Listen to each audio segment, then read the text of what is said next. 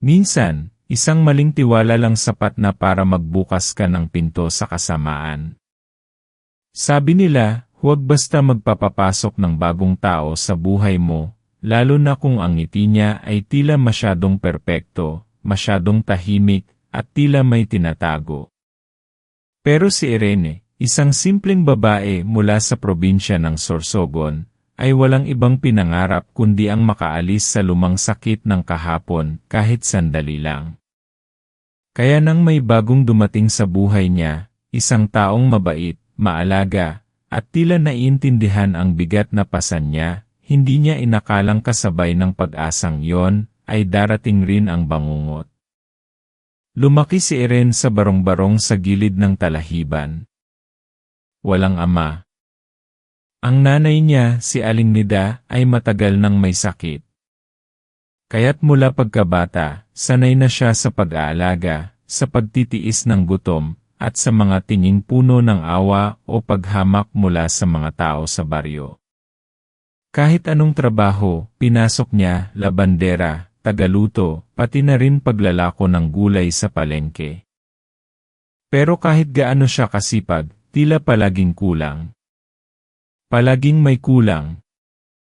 Isang hapon ng tag-ulan, habang pauwi siya galing palengke, may nakita siyang nakaupo sa may waiting shed, isang lalaking basang-basa, tahimik lang, pero may presensyang hindi mo basta-basta malilimutan. Hindi masyadong maputi, hindi rin kayo manggi. Matangos ang ilong, pero hindi yung tipong mayabang. May tama sa braso, parang nadulas o naaksidente. Nilapitan siya ni Irene, dala na rin siguro ng likas niyang malasakit. Inabutan niya ito ng panyo at tinanong kung ayos lang ba siya. Salamat, mahina nitong sabi. Matagal na rin akong walang nakakausap na totoo. Doon nagsimula ang lahat. Nagpakilala siyang, Ben, galing daw siya sa kabilang bayan, naghahanap ng matitirhan pansamantala. Sa di niya rin maipaliwanag na dahilan, parang may kung anong humila kay Irene para alukin siya ng pansamantalang tuluyan, isang maliit na kubo sa tabi ng bahay nila na matagal nang walang nakatira. Sabi ni Irene hanggang makalakad ka ulit. Basta't walang gulo. Sa mga sumunod na araw, naging mas madalas ang kwentuhan nila. Si Ben, tila may alam sa maraming bagay, sa halamang gamot, sa agos ng hangin, sa mga hayop sa paligid. Para bang masyado siyang gising sa kalikasan. At si Irene, na noon ay bihirang ngumiti, ay natutong tumawa muli. Dahil sa kanya, kahit ang nanay niyang si Aling Nida ay tila gumaan ang pakiramdam. Pinagdadalan niya ito ng salabat, tinutulungan sa masahe, minsan pa'y kinakausap na tila matagal na silang magkaibigan. Pero habang lumalalim ang gabi, may mga bagay na nagsimulang hindi maipaliwanag. Minsang gabi, may narinig si Irene na kaluskos sa likod ng bahay, pero pagtingin niya, walang tao. Kinabukasan, may nakita siyang bakas ng paa sa putik pero hindi ito ordinaryong bakas. Malaki, mahaba ang mga daliri at tila ba may kuko. Naisip niya baka hayop lang, aso marahil. Pero nung linggong yon, 3 manok nila ang nawala. Wala ring bakas ng dugo, parang bigla lang naglaho. Tinanong niya si Ben kung may nakita ba ito. Ngumiti lang ito at sabing, baka may aswang lang na naglilibot. Pero huwag kang mag-alala, hindi ako natatakot sa kanila. Sa tono ng boses nito, hindi mo mararamdamang nagbibiro siya. Sa kabila ng mga kababalaghan, may ilang araw na naging magaan. Dumating ang matalik na kaibigan ni Irene, si Letty, isang palaban at palabirong babae na galing Maynila. Pumunta ito para kamustahin siya at magbakasyon kahit ilang araw lang. Noong unang nakita ni Letty si Ben, natahimik ito. Parang may hindi siya gustong aminin. May kakaiba sa lalaki mo, Nay, bulong ni Letty nang silang dalawa lang. Hindi ko alam kung ano pero hindi normal ang aura niyan. Pero dahil masaya si Irene, pinili niya itong baliwalain. Kasi sa wakas, may taong nagbigay ng panahon, ng pansin, at tila pag-ibig. Hanggang sa isang gabing umulan ulit. Nagising si Irene sa iyak ng nanay niya. Nang pumasok siya sa silid, namimilipit sa sakit si Aling Nida. Ang lamig ng paligid, bulong nito. May kasamang hayop sa loob ng bahay. Nararamdaman ko.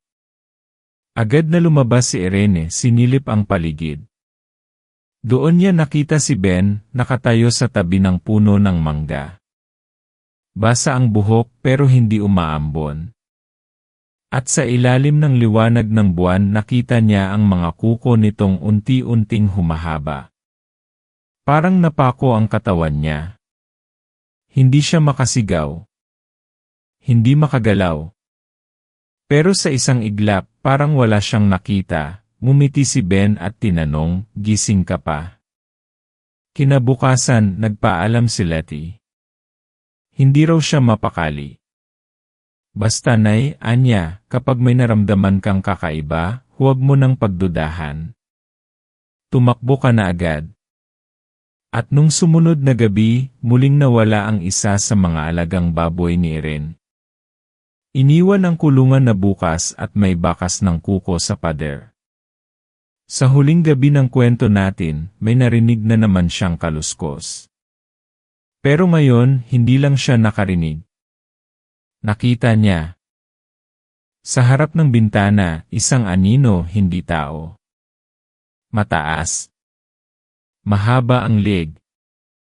Mapuputi ang mata. At dahan-dahang lumalapit. At nang sinilip niya ito ng buo, hindi niya alam kung iyak siya o sisigaw. Dahil ang aninong iyon ay may suot na pamilyar na polo.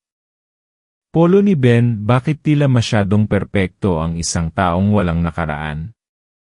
At paano mo lalabanan ang halimaw kung minahal mo na ito? Ito ang kwento ni Irene. At ang gabi kung kailan napagtanto niyang minsan, ang pinaka-nakakatakot na nilalang, ay yung akala mong magliligtas sa'yo. Mula ng gabi ng pagkakatuklas niya sa aninong kahawig ni Ben, hindi na naging payapa ang bawat patak ng oras para kay Irene. Kahit anong pilit niyang ikalma ang sarili, hindi niya malimutan ang malamig na titig ng nilalang na iyon. Minsan sa gabi, nararamdaman niyang may nakatitig sa kanya mula sa dilim, pero paglingon niya, wala namang tao. Ang kubo sa tabi ng kanilang bahay, kung saan pansamantalang nanunuluyan si Ben, ay tila nag-iba rin ng enerhiya. Tahimik. Pero parang may pulso. Parang may buhay ang mismong mga dingding nito. Hindi siya sigurado kung anong dapat paniwalaan. Isang bahagi sa kanya ang nagsasabing nagkakamali lang siya, na baka dala lang ito ng pagod, ng takot, ng trauma. Pero may isang bahagi rin sa kanya ang unti-unting bumubulong, may mali. May malaki kang hindi alam. Isang araw, habang nag-aalaga siya ng inang si Aling Nida, bigla itong napatingin sa kanya. Hindi karaniwang tingin. Malalim, parang sinusukat ang kanyang kaluluwa. Irene, mahinang bulong ng ina, may hindi ka pa alam tungkol sayo. At oras na siguro para malaman mo na. Nagulat siya. Ano pong ibig niyo sabihin, Nay? Matagal bago sumagot ang matanda. Dahan-dahang inabot nito ang isang kahon sa ilalim ng kama. Kahoy, lumang-luma, at may ukit ng mga simbolo, parang alon, araw, at isang mata na nakadilat. Noong bata ka pa, panimula ng kanyang ina, may dumalaw sa atin. Isang matandang albularyo mula sa liblib na bundok. Ipinatawag ako dahil may kakaiba raw sa dugo mo. May lahi raw tayo na pinagpala at isinumpa. Anong lahi? Gulat na tanong ni Irene. Hindi ko rin naintindihan noon. Basta't sinabi lang niya na kapag dumating ang panahon, ikaw ang huling pag-asa. Na kapag bumalik ang anak ng dilim, ikaw lang ang makakakita ng tunay niyang anyo.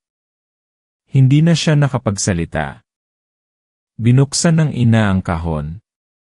Sa loob nito ay isang maliit na kabibe na kulay ginto, kumikislap kahit walang ilaw. At sa ilalim nito ay isang papel na may lumang sulat kamay, ang mutya ng paghahayag. Taglay nito ang mata ng liwanag. Dapat mo yang ingatan, Irene, bulong ng ina. At kung magbalik si Mang Turo, makinig ka sa kanya. Parang sinuntok ang dibdib ni Irene sa dami ng biglaang revelasyon. Bakit ngayon lang ito sinasabi sa kanya? At sino si Mang Turo? Kinabukasan, dumating ang sagot. Habang naglalakad siya sa may gubat papuntang ilog, may matandang lalaki na nakasombrerong buri ang lumapit sa kanya. Mabagal ang lakad, pero buo ang titig. Parang matagal na siyang kilala. Ikaw si Irene, Anya. Ako si Turo. Hinahanap na kita matagal na. Napaatras siya. Sino kayo? Anong kailangan niyo sakin? Hindi ako ang kailangan mo. Pero ako ang makakatulong sa iyo para makita mo kung sino ang tunay mong kalaban. Bago pa siya makatanong ulit, inilabas ni Turo ang isang bote ng tubig mula sa bayong niya. Tubig ng liyab. Galing ito sa bukal ng buwang itim. Kung sino man ang uminom nito, at hindi tao, lalabas ang tunay niyang anyo. Napalunok si Irene. Anong ibig sabihin? Ang taong pinatuloy mo hindi siya basta tao. Anak siya ng nilimot na gabi. Isa siyang nilalang nagising tuwing buwan, kumakain ng hininga, at nagpapanggap bilang liwanag sa gitna ng kadiliman. Nagsimulang manginig ang tuhod ni Irene. Hindi mo kasalanan, dagdag ni Mang Turo. Maraming beses nang ginamit ng halimaw na yan ang mukha ng pag-ibig para makapasok sa buhay ng mga inosente. Pero ikaw may kakayahang makakita sa likod ng balat. Dahil ikaw, tulad ng iyong lola, ay may mata ng diwata. Hindi na niya alam kung ano ang mararamdaman, galit, takot, o pagkalito. Parang isang malaking saplot ang biglang natanggal sa mga mata niya. Bakit ako? Bulalas niya. Ayoko nito. Gusto ko lang ng tahimik na buhay. Hindi ko kayang makipaglaban sa aswang. Ngunit sa halip na sagutin siya, tahimik lang siyang tinitigan ni Mang Turo. Hindi mo kailangang lumaban agad. Pero kailangan mong magdesisyon. Ang mutya na nasa sayo, kapag pinanatili mong sarado ang puso mo, magiging bato lang iyan. Pero kapag natuto kang maniwala doon, ito magiging sandata. Sa gabing iyon, nagkulong si Irene sa kwarto. Tinitigan niya ang mutya, tila ba humihina sa palad niya. Sa labas ng bintana, tahimik ang gabi pero parang may bumubulong mula sa kawalan. Irene, mahal mo pa ba ako, kahit totoo na ang lahat? Boses iyon ni Ben pero sa tono ng salita, may lamig. May patak ng panlilinlang. Sumilip siya. Sa ilalim ng mangga, naroon si Ben pero hindi na ang Ben na una niyang minahal. Ang anino nito ay mahaba. Ang mga daliri, mahigpit na nakapulupot sa sanga. At sa ilalim ng buwan, wala itong anino sa lupa. Tinakpan niya agad ang bintana. Nangangatog ang buong katawan niya. Gusto niyang tumakbo, gusto niyang sigawan si Letty sa kabilang silid. Pero alam niyang wala na siya sa mundong dati niyang kilala. Sa mismong oras na yon, nagsimula nang gumalaw ang mutya. Mainit. Masakit. Parang may sinusunog sa loob ng palad niya. At sa isipan niya, muling pumasok ang huling babala ni Mang Turo. kapag dumilim ang buwan, at ang halimaw ay kumatok sa pintuan mo, huwag mo itong pagbuksan. Dahil ang anyo nito ay hindi ang tunay niyang mukha, kundi ang mukha ng lahat ng minahal mong nawala. Hindi pa ito ang wakas. Pero ito na ang simula ng pagbangon. Ngunit tanong ng gabi, sa isang laban ng pag-ibig at kasamaan, kanino mo ipagkakatiwala ang puso mo? Hindi nakatulog si Eren buong gabi. Habang ang iba ay nakapikit sa gitna ng katahimikan, siya naman ay gising na gising, pinapakinggan ang bawat kaluskos sa labas ng bahay. Ang mutya ay nasa ilalim ng kanyang unan, mainit pa rin kahit wala namang apoy. Sa loob ng dibdib niya, tila may bumubulong, hindi boses, kundi pakiramdam. Para bang may umuukit sa kaluluwa niya, isang paalala na may dapat siyang gampanang tungkulin kahit hindi niya ito ginusto. Pero paano nga ba haharapin ng isang tulad niya ang ganitong uri ng dilim? Mula pagkabata, ang iniisip lang niya ay kung paano mapapakain ang nanay niya kinabukasan. Hindi siya tinuruan lumaban. Hindi siya sinanay magtago ng lihim na kapangyarihan o makipagsapakan sa halimaw. Ang alam lang niya ay magtiis, magmahal, at maniwala sa kabutihan ng tao. Kaya nang muli niyang nakita si Ben kinabukasan, sa liwanag ng araw, sa porma nitong kalmado at masayahin, parang nabiyak ang puso niya. Paano niya tatanggapin na ang taong ito, na minsan nang nagpatawa sa kanya sa gitna ng ulan, ay ang parehong nilalang na binanggit ni Mang Turo? Mahal mo pa rin siya, ano? Tanong ni Letty habang naglalabas sila sa likod ng bahay. Napatingin siya sa kaibigan. Tahimik lang si Eren. Hindi kita masisisi. Pero Nay, hindi na yan ang taong kilala mo. O baka hindi mo talaga siya kailanman nakilala. Biglang tumahimik ang hangin. Napansin ni Letty na may gumalaw sa damuhan. Tumigil ito sa pagkukusot ng damit. Si Irene nanginginig ang kamay. May naramdaman ka rin, no? Bulong ni Letty. Tumanggo si Irene. Napakapit siya sa braso ng kaibigan. Parang may mga matang nanonood sa atin. Sa mga sumunod na araw, mas dumalas ang kakaibang pangyayari. Isang gabi, habang inaasikaso ni Irene ang hapunan ng ina, biglang namatay ang ilaw. Sabay-sabay ang pagbagsak ng mga pinggan, at mula sa madilim na bintana, may narinig siyang boses.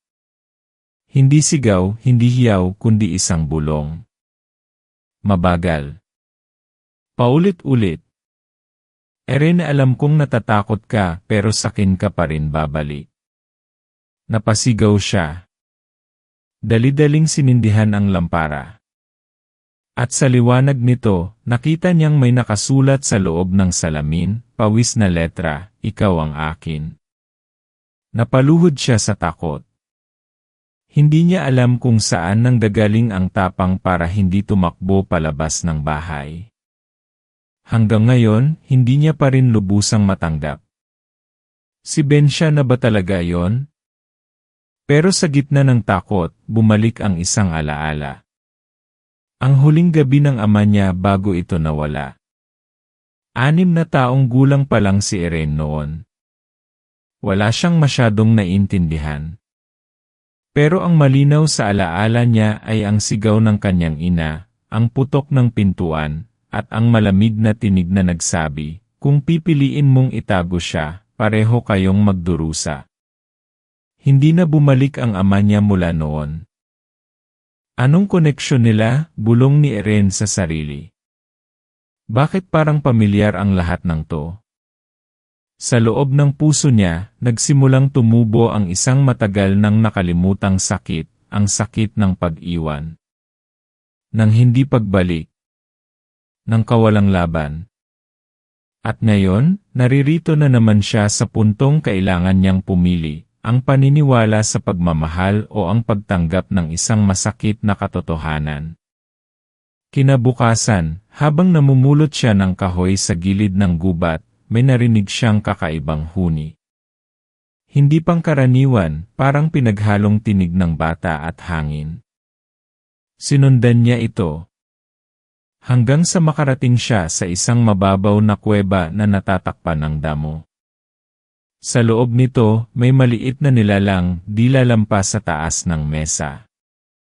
May pakpak na parang dahon ng gabi, mata na kulay bughaw, at buhok na tila sinabuyan ng alikabok. Huwag kang matakot, anito. Ako si Maliksi. Isa akong bantay ligaw. Tagapagsilbi ng mutya. Hindi agad nakapagsalita si Irene. Narinig kita kagabi. Narinig kong umiiyak ka habang hawak ang mutya. Kaya dumating ako. Bakit ako? Mahina niyang tanong. Bakit ako ang binabantayan ng mutyang to? Hindi naman ako espesyal. Wala naman akong kaya. Tumango si Maliksi. Alam kong hindi ka pa handa. Pero hindi sa lakas sinusukat ang kakayahan. Ang puso mo ang pinili.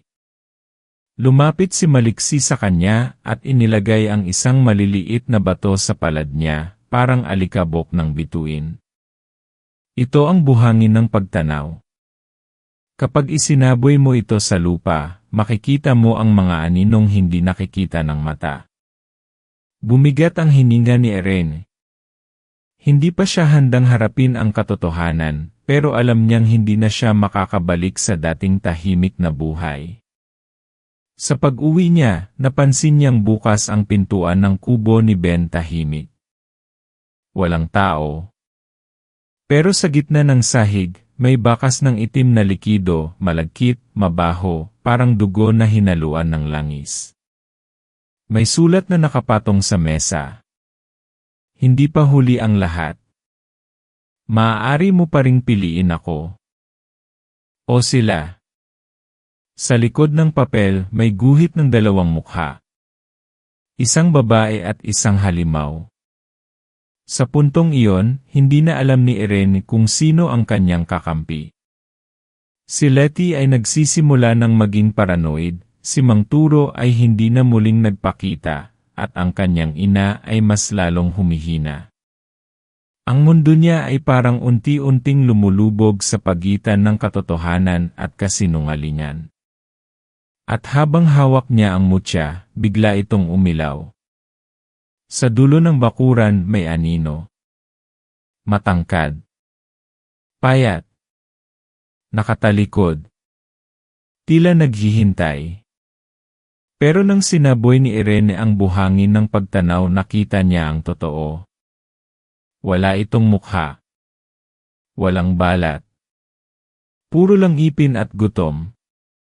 At sa puntong iyon, isa lang ang sigurado niya, hindi na siya pwedeng umatras. Pero hindi pa rin niya alam kung paano lalaban. Ang gabi ay lalong dumidilim. At ang liwanag ng mutya ay unti-unti ring napupuno ng luha. Simula nang makita ni Irene ang tunay na anyo ng nilalang sa likod ng anino, hindi na siya muling naging panatag. Hindi lang dahil sa takot kundi dahil sa mas mabigat na tanong, kaya ko ba talaga to? Ang mutya ay lalong umiinit sa tuwing malapit ang panganib. Parang may sariling buhay, umaalon sa palad niya tuwing gabi. At minsan, kahit hindi niya hawak, nararamdaman niyang ginigising siya nito. Sa panaginip may mga bulong. Mga tinig ng kababaihang hindi niya kilala, umiiyak, humihingi ng tulong. Sa bawat sigaw nila, naririnig niya ang pangalan niya, paulit-ulit. Irene, anak ng liwanag, ikaw ang susi, sa umaga, hindi niya masabi kahit kay Letty ang lahat. Kahit ito ang tanging kakampi niyang tunay, may bahagi pa rin sa kanyang gustong itago ang takot. Ayaw niyang ipakita na unti-unti na siyang nauupos sa loob. May gumalaw na naman sa bubong kagabi, sabi ni Letty habang kinukumpuni ang ilawan nila. Di yun daga, Nay. Parang may dumadamba. Saka may amoy parang sunog na karne. Tumanggo si Erin. Nararamdaman ko rin. Lalong dumadami ang anino. Pero Nay, sabi ni Letty, tumitig sa kanya, kahit anong mangyari hindi kita iiwan. Kahit anong itsura pa ng kalaban mo, lalaban ako. Kahit natatakot ako. Napaluha si Erin. Sa dami ng iniwan sa buhay niya, si Letty lang ang nanatili. Kaya kahit nanginginig ang tuhod niya, sinikap niyang magsimula. Sa tulong ng buhangin ng pagtanaw, sinimulan nilang bantayan ang paligid. Gabi-gabi, nagsasagawa sila ng maliit na ritual, pinapahid ang langis na iniwan ni Mang Turo sa pintuan, at iniilawan ng mutya ang mga sulok ng bahay. Pero kahit anong ingat, hindi maiiwasan ang pinsala. Isang gabi, habang nasa loob si Erin at inaalagaan ang kanyang ina, sumigaw si Letty mula sa labas. May pumasok sa silong. Erin! Dali-dali siyang lumabas, at doon niya nakita si Letty, duguan ang braso, nanginginig. Hindi ko nakita, na parang usok tapos parang may matatalas na kuko, hindi ko na inabutan. Pinasok nila si Letty sa loob.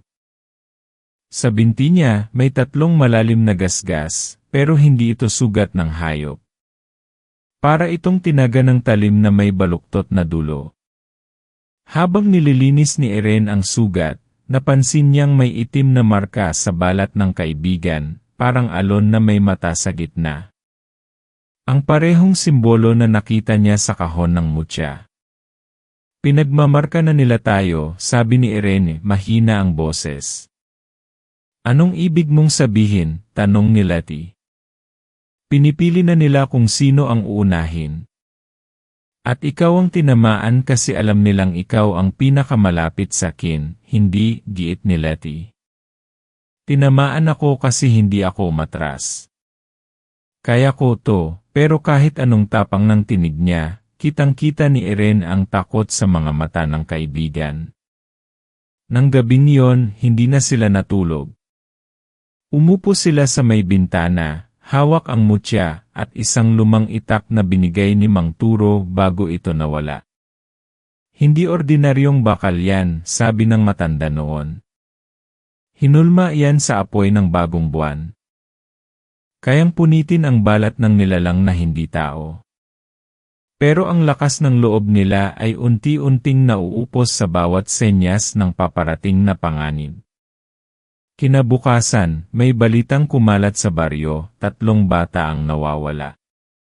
Huling nakita sa gilid ng ilog, kung saan dati naglalakad si Ben tuwing umaga. Sa mga puno, may bakas ng sugat, tila may kuko na dumaan sa kahoy. At sa tubig may amoy ng dugo.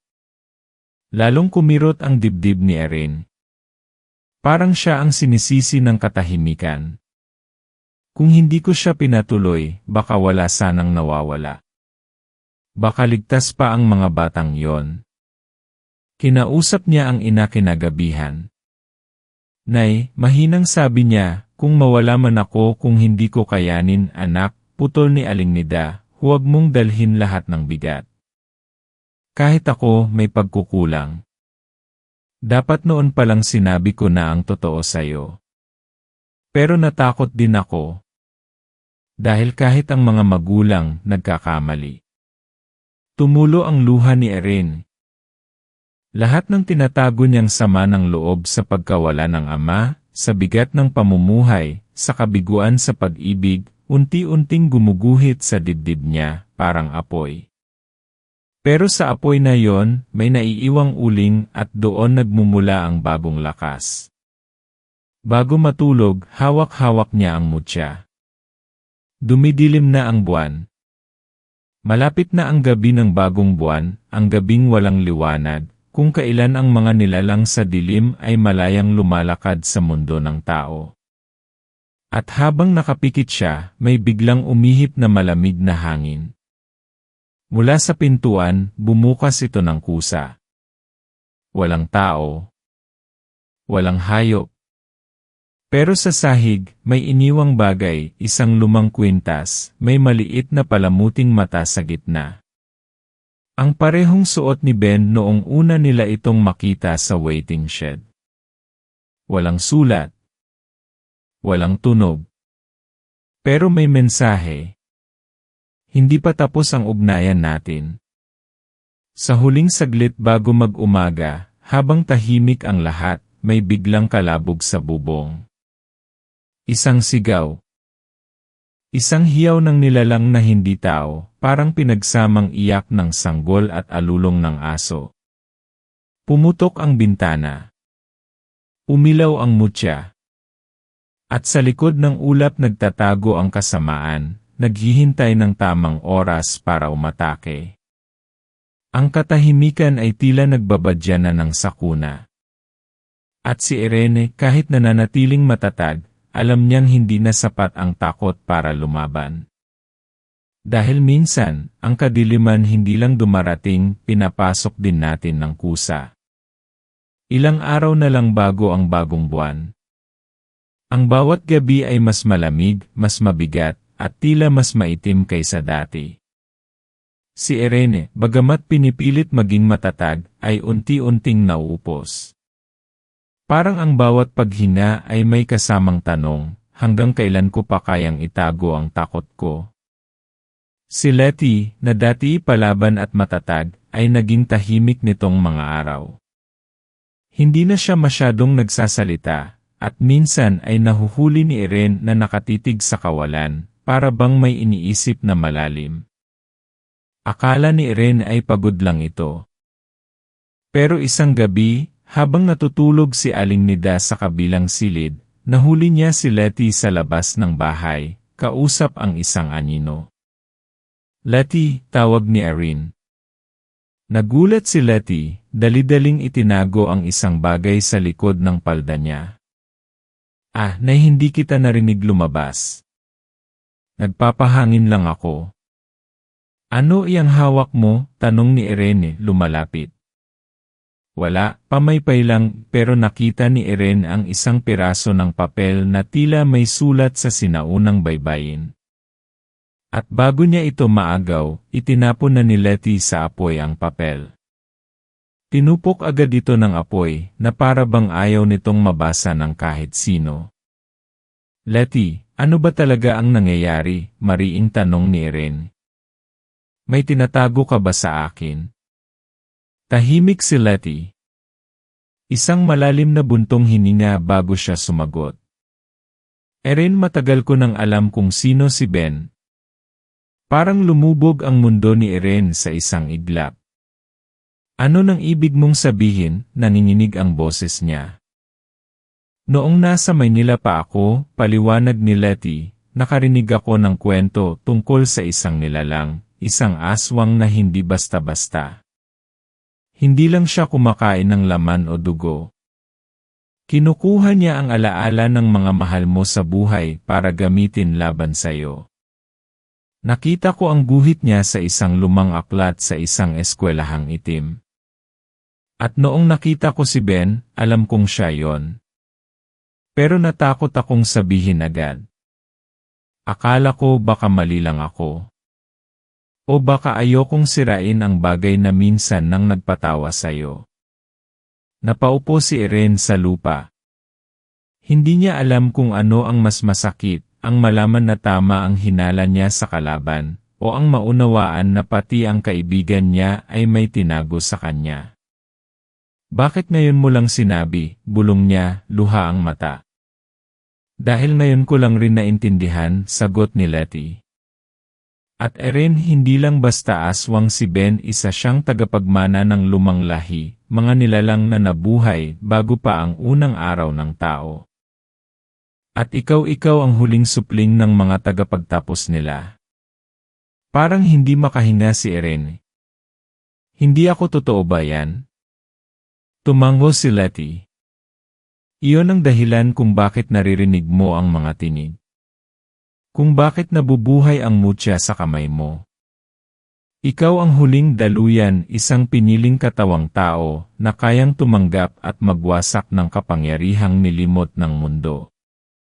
Napahawak si Irene sa dibdib niya. Tumitibok ang puso niya pero hindi na siya sigurado kung sarili pa ba niya ang katawan niya.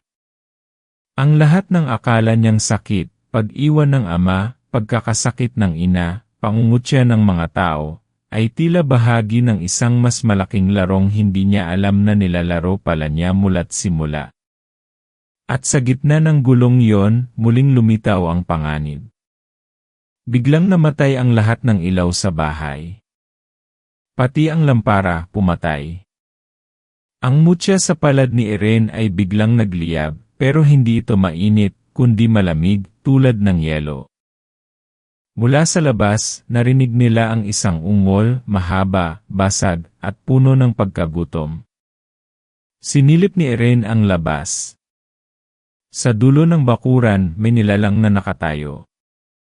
Matangkad, payat, ngunit ang balat nito ay tila gawa sa usok. Wala itong mata. Pero kahit wala, alam niyang nakatitig ito sa kanya. Hindi mo na maiiwasan ang gabing ito, boses ni Ben mula sa dilim. Ang bagong buwan ay para sa ating dalawa. Tumakbo pabalik si Irene. Kailangan nating maghanda, sabi niya kay Letty. Hindi na ito basta aswang lang. Hindi na siya nagtatago. Darating na siya. Kailan? Tanong ni Letty. Ngayong gabi, sagot ni Irene. At hindi siya mag-isa. Sa gitna ng paghahanda, habang kinakalabit ni Irene ang itak, biglang nagliyab ang mutya sa kanyang palad, mas maliwanag kaysa dati. At sa liwanag nito, may nakita siyang imahe, isang babae, nakasuot ng gintong saya, may pakpak na parang sa ibon. Ang mukha nito kamukha ng kanyang ina. Napaatras si Irene. Tiningnan niya si Aling Nida na ngayon ay tila nahihimbing sa kama. Nay, bulong niya. Ikaw ba talaga si Mama? Bumukas ang mata ni Aling Nida. Ngunit hindi ito ang mga matang sanay siyang makita. Kulay pilak. At ang boses nitong sumagot ay hindi sa isang may sakit kundi sa isang diwata. Anak, patawarin mo ako. Matagal na akong hindi ganap na tao. Ako ang tagapagtago ng daluyan. Ina mo ako sa katawan, tagapagbantay mo sa diwa. Dumagundong ang puso ni Irene. Ang buong mundo niya ay tuluyang nabaligtad. Bakit ngayon mo lang sinabi? Tanong niya, halos pasigaw. Dahil ngayon lang lumitaw ang huling tanda. Ngayong gabi, kailangan mong piliin kung mananatili kang tao o tatanggapin mong ikaw ay nilalang na tagaputol ng kasamaan. Hindi na nakasagot si Irene. Ang mutya ay tila humihinga sa kamay niya. Sa labas ng bahay, bumubulong ang hangin. Sa langit, unti-unti nang nawawala ang buwan. At sa gitna ng lahat ng ito, isa lang ang alam ni Irene, hindi niya nakilala ang sarili niya. At baka hindi niya kailanman tunay na nakilala, madilim na madilim ang langit. Wala ni isang bituin. Wala na ring buwan. Tahimik ang paligid, hindi katahimikan na payapa, kundi katahimikan na parang naghihintay ng pagsabog. Sa palad ni Irene, ang mutya ay hindi na ilaw, isa na itong apoy, buhay na apoy na sumasayaw sa ritmo ng tibok ng puso niya. Sa labas ng bahay, nagsimulang dumating ang mga anino. Hindi lang isa. Hindi lang dalawa. Mula sa likod ng mga punong mangga, mula sa ilalim ng lupa, sa bubong, sa hangin, ang mga nilalang na itim ang balat, mahaba ang kuko, at may mata na parang naglalagablab sa loob. Mga nilalang na matagal nang nakatago, pero ngayong gabi, lumilitaw silang muli dahil sa wakas, andito na ang daluyan. Si Irene. Tumayo siya sa harap ng bahay nila. Nasa tabi niya si Letty, sugatan man, pero matapang pa rin. Sa likod nila, si Aling Nida, ngayoy tagapagbantay na muling binalikan ang anyo ng diwata. Puting-puti ang buhok nito, at sa mga mata niya ay may liwanag na hindi mo kayang tingnan ng diretsyo. Ito na ang gabi, bulong ni Letty. Hindi na tayo pwedeng umatras. Huminga ng malalim si Irene. Tumango siya, kahit nanginginig ang katawan. Kung ito man ang katapusan, at least hindi ako tatakbo. Mula sa gitna ng mga anino, may lumitaw. Si Ben, pero hindi na ito si Ben na kausap niya sa waiting shed, hindi na ang lalaking may maamong ngiti. Ang harap niya ngayon ay isang nilalang na kalahating tao, kalahating usok, na may mahabang buhok, mapuputing mata, at ngipin na parang sa lobo. Sa dibdib nito, may marka, ang parehong simbolo sa mutya ni Irene. Irene, bulong ng halimaw, huli ka na. Alam mong hindi mo ako kayang talunin. Hindi ako nandito para lang lumaban, sagot niya matatag. Nandito ako para wakasan kung anong sinimulan mo. Tumawa ang nilalang. Sinimulan ko. Hindi mo ba alam? Ang dugo mo ay kalahati rin ng akin. Ang ama mong iniwan ka, anak din ng dilim. Kaya ka pinili ng mutya, Irene, hindi dahil isa kang bayani. Pinili ka nito dahil ikaw ang tanging nilalang na maaaring sirain ang lahi mo o yakapin ito. Parang sumabog ang mundo ni Irene sa sinabi nito. Ano na sinabi mo, halos hindi siya makahinga. Sabi ni Ben ang ama mo na bigla na lang nawala. Hindi siya pinatay. Hindi siya lumayo. Siya ay tinawag bumalik sa tunay niyang anyo. Isang halimaw. At sa dugo mong yan, Irene, dumadaloy ang parehong liwanag at dilim. Halos mapaluhod siya sa bigat ng rebelasyon. Hindi niya alam kung anong paniniwalaan. Ang buong pagkatao niya ay parang binuksan, binulgar, pinunit. Pero may pagkakaiba ako sa inyo, sagot niya, tumayo ng diretsyo. Ako ay pinili ng liwanag. At kahit anong dugo ang dumaloy sa loob ko, ako ang pipili kung ano ako. Mula sa palad niya, lumiyab ang mutya. Ang apoy nito ay naging puting liwanag, at mula rito ay bumuo ng sandata, isang sibat na tila gawa sa bituin. Sa kamay ni Irene, ang sibat ay parang parte ng katawan niya. Kung totoo ngang kalahati ako ng kadiliman, bulong niya, mas kaya ko pa silang basagin. Sabay silang umatake. Ang laban ay mabilis, brutal, at hindi mo maintindihan sa unang tingin. Ang bawat paglipad ng nilalang ay may kasamang pag-ikot ng hangin, at ang bawat galaw ni Irene ay may sinag ng apoy. Si Letty, kahit sugatan, ay pumalo ng itak, habang si Aling Nida ay bumubuo ng panangga mula sa liwanag ng hangin. Ngunit si Ben, o ang nilalang na dati niyang minahal, ay mas malakas kaysa inaasahan. Sa bawat sugat na tinamo niya, mas lalo siyang bumibilis. Parang mas pinapakain siya ng sakit. Hanggang sa isang iglap na sugatan si Letty. Isang malalim na saksak sa tagiliran. Letty, sigaw ni Irene, agad itong sinalo. Huwag mo akong isipin, bulong ni Letty, nanginginig. Tapusin mo siya. Napapikit si Irene. Hawak-hawak ang kaibigan niya, ramdam ang init ng dugo nito sa kamay niya. Hindi niya pwedeng hayaang mas maraming mamatay.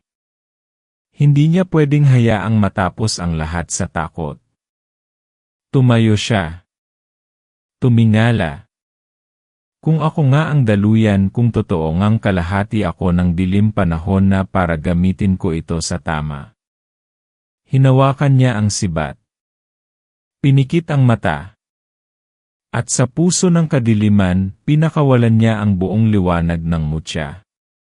Sumabog ang liwanag. Isang ilaw na umabot sa langit. Natupok ang mga anino. Nawalan ng anyo si Ben, bumalik sa kanyang pinakatotoong hugis, isang nilalang na walang anyo, walang pangalan, walang puso.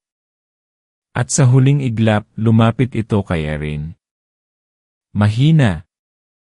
Sugatan. Halos abo. Erin, bulong nito. Kung pinili lang sana kita, pinili mo ang gutom kaysa pag-ibig, sagot niya. At ngayong ako na ang pipili. At itinulak niya ang sibat. Tahimik ang paligid matapos ang sigaw. Nawalang parang alikabok si Ben na tigil ang hangin. At unti-unting bumalik ang liwanag ng buwan. Naupo si Erin. Pagod. Luhaan. Hawak-hawak pa rin ang sugatang si Letty, na ngayon ay nakangiti kahit hirap huminga. Natapos mo, bulong nito. Hindi mo lang ako niligtas mo rin ang sarili mo. Sa likod nila, lumapit si Aling Nida. Bumalik na ang kanyang anyong tao. At sa kanyang mga mata may lungkot at pagmamalaki. Anak, sabi niya. Totoo, kalahati ka ng dilim. Pero pinatunayan mong kahit ano pa ang pinanggalingan mo, ikaw pa rin ang pipili ng landas mo. Humagulgol si Erin. Sa wakas, nabasag ang takot. Nabuksan ang puso. At ang gabi ay muling lumambot. Pero sa malayong bundok, sa pinakailalim ng lupa may mga matang nagmamasid. At ang abo ng nilalang ay hindi tuluyang nawala. Kundi naghihintay. Dahil ang liwanag, kahit gaano kalakas, ay hindi kailanman umiiral ng wala ang anino. Chat said, umaga na. Sa wakas, may araw na muling sumikat sa baryo. Ang mga puno na dati nanginginig sa hangin ay ngayon ay tila nagpapahinga. Walang bulong, walang anino, at ang mga ibon, matagal ding nawala, ay isa-isang bumalik sa kanilang sanga. Parang ang buong paligid ay huminga ng sabay. Si Irene, nakaupo sa ilalim ng puno ng mangga, tahimik na nakatanaw sa malayo. Hawak pa rin niya ang mutya, pero ang liwanag nito ay mahina na. Hindi dahil wala na itong kapangyarihan, kundi dahil natapos na ang layunin nito. Ang apoy ay unti-unti nang namahinga. Katabi niya si Letty, balot ang tagiliran at medyo namumutla, pero buhay. Nagulat ang lahat nang makita nilang nakaligtas siya.